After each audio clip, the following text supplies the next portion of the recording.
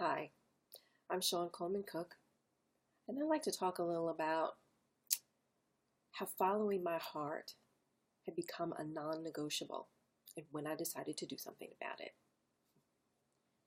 Back in 2014, I was working a dead-end job. I didn't like it, but I had fallen into that trap where no one likes their job. You don't have the right to say, I really want to do something that I like to do. You have to be responsible. You have to have a great work ethic. You have to set a good example for your children. I didn't really like the fact that my son was seeing me set an example by picking up, dragging and kicking and rolling myself into a job that I didn't like every day. But like I said, I'd fallen into that trap. So I'm working this job that really wasn't highly skilled, trying to figure out a way to get promoted, to maybe move into the training aspect of the job instead of what I was doing. And then life threw me a curveball, as it does sometimes. On a routine medical exam, I found out that I was going to have emergency surgery that could possibly save my life. And what was supposed to take me 5 or 6 weeks to bounce back from ended up taking me 8 months. 8 months, 3 surgeries, 4 hospital stays, a stint in the intensive care unit, kidney failure, blood transfusions, 8 months of lying in bed in excruciating pain. Let me tell you, it gives a woman time to think. A lot of time to think.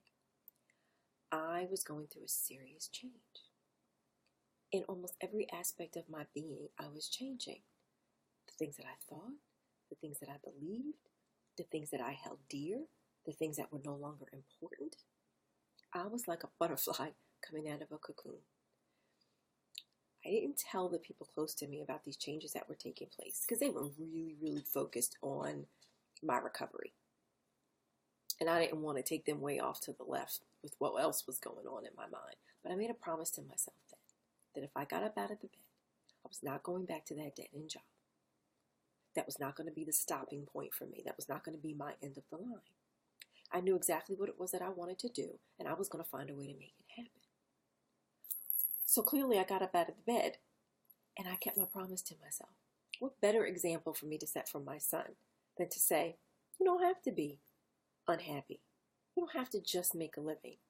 Yeah, I have to go to a job that I don't particularly care for because you can't finance a dream on fairy dust and good intentions. But look, son, look at what I'm doing. Following my heart. I'm finding a way to make it work. It had become a non-negotiable. I had been spared.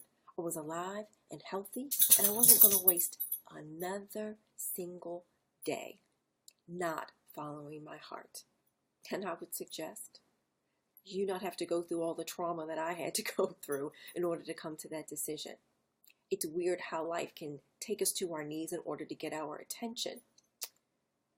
I'm grateful for that journey, but now I'm grateful for the second leg of this journey. Starting this business, following my heart, setting a great example, being happy, and not looking back.